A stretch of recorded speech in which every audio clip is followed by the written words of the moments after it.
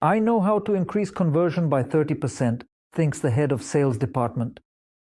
But not all managers can master everything, which shows a lack of interest. And this script doesn't work. We conduct meetings poorly, says the head. There is a lot to hear in the sales department, but we are here to ensure there is more money in the cash register to sort things out. In this video, you will get not just thoughts, but a clear instruction with techniques for your sales department, which will help expand your sales funnel. At what stage we will think now with you, and you will hear clear examples, phrases, and specific sales techniques. If there is any fluff, tear me apart in the comments. Now we will figure out how to increase the conversion of the sales department, especially if most of the time is spent selling over the phone or in meetings. In the description under the video, you can check the content to find exactly what interests you right now. So, the first thing not to do to increase conversion is, what mistakes are we making that we might not have seen before? Or in some companies? Currently, the sales script consists of a greeting, followed by asking a few questions. Then the situation, need, and pain are clarified. After that, managers move on to the presentation of the solution, and then they work with objections correctly, and we hear our favorite responses. I will think about it. I will consult, and so on. This works? Yes, but within the conversion you have now. And almost everyone uses this scheme. It is outdated and not effective, as it involves overcoming objections. In other words, we create objections by delivering an inaccurate presentation. Otherwise, there would be no objections. This happens because we haven't sufficiently identified needs or don't know the product well enough. And it didn't identify the need qualitatively because the client didn't tell everything. And that's because the client doesn't trust. And the circle closes. We walk around it. I have something new for you. And if you don't want to waste time watching the video, then leave a request. And I will call your clients in real time and show you a way of closing deals that neither you nor your head of sales department have seen before. What can I surprise you with? If not, you close this video, and the rest, if you haven't closed it yet, then returning to the scheme. That is, the method of how everyone sells. This is the main limitation of increasing conversion. You understand? The solution. The solution is the removal, you hear. The solution is the removal of the presentation and usual arguments, the removal of argumentation from the conversation, and transforming these steps into a sequence. Truly interesting questions, by answering which the client pieces together the puzzle of your product in their mind, are understood.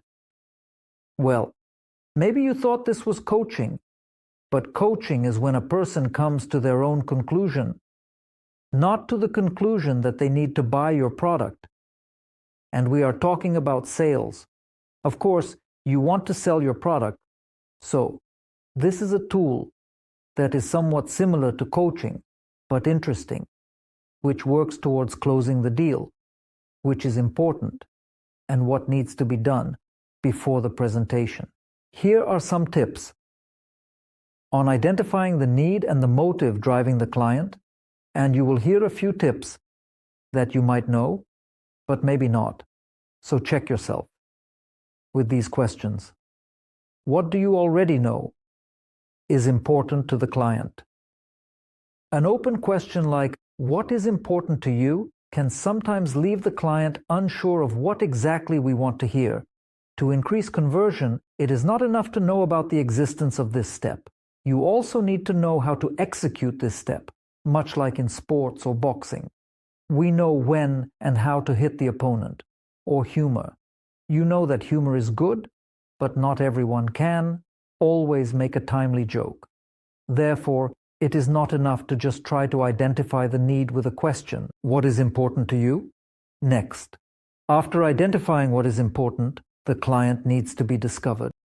Why is this possible for the client? That is the level of reasons for beliefs. But sometimes it's hard to ask directly, why this particular product? Why did you leave a request? Why is this important to you? There is a working and simple formula. For example, imagine that you are the client. I ask you, and this is important to you because the old product no longer works as well, or there is a desire to save on electricity supply, or why, please tell me more about your plans. That is, provide possible response options further after you receive answers. Often, the answers to the questions of what is important to you and why it is important to you are abstract, so you need to specify. The client sends signals, and the seller has to decode these signals. It's like in diplomacy and international negotiations. If the signal is not seen in time, but not hearing it, there is a risk of losing the negotiations. Another common mistake is when a client asks something specific, and instead of answering clearly, we start explaining how we work, what kind of work we do. The answer to the client's question lies in an uncertain future when the client buys your product, like we will do this and that for you, and then you will have benefits. And I have a question for you. How well do you and your salespeople perform? They know the product because when we don't know the product, we can't ask specific questions. Another important point is when it is advisable to do the presentation. You can do the presentation after all these aforementioned questions, but there is a risk of getting "I'll think about it" or another objection like "Why is that?"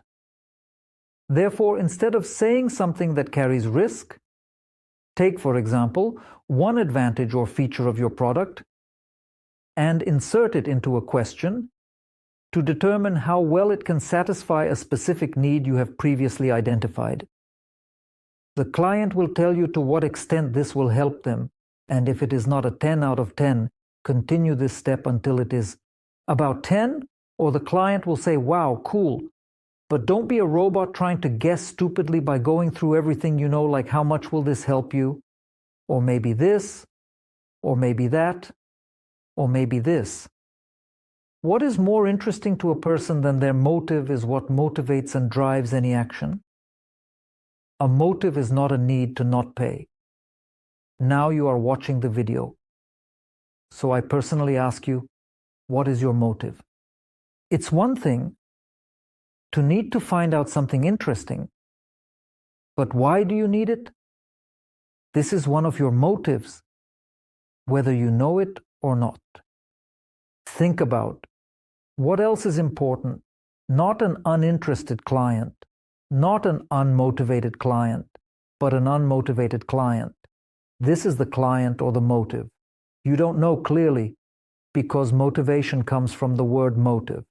And why don't you know the motive? Because you haven't identified it, the client hasn't responded. And why haven't you identified it? Because you didn't ask correctly. And why did you ask incorrectly? Because they didn't know how exactly to ask. This is an important element of increasing conversion.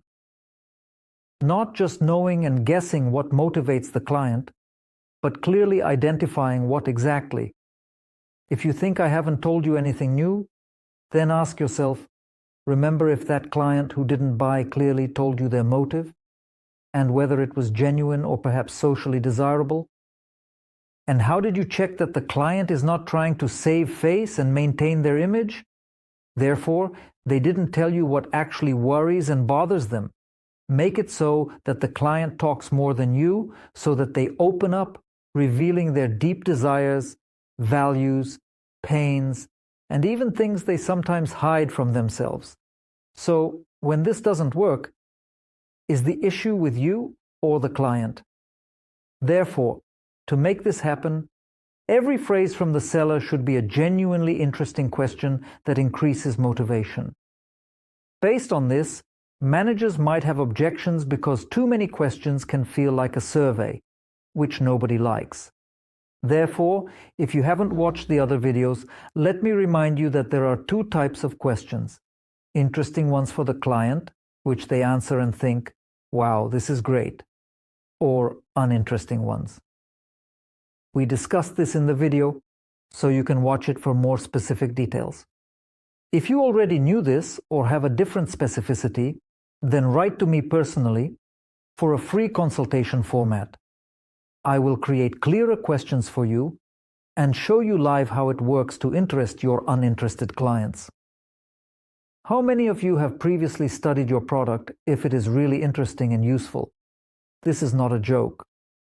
And 99% it will already be better than the system that might be in place now. Sometimes clients do not always clearly answer your questions because they do not trust or themselves. I don't know what clients want. When they hear a question, do they start with a socially desirable or superficial answer? Therefore, it is not advisable to start detailing the product or service too much at this moment. Instead, it is appropriate to ask questions or inspire the client to share even more detailed, sacred information about their needs, expectations, and pains. This will help maintain a high level of interest and make the offer more compelling. Customize for the client, and I repeat, the proposal is not in the format of the usual proposal like sending a price list, conducting a presentation, explaining, identifying the need, or at a meeting, telling the client, no, not this, but sometimes what I just said, it works and it works.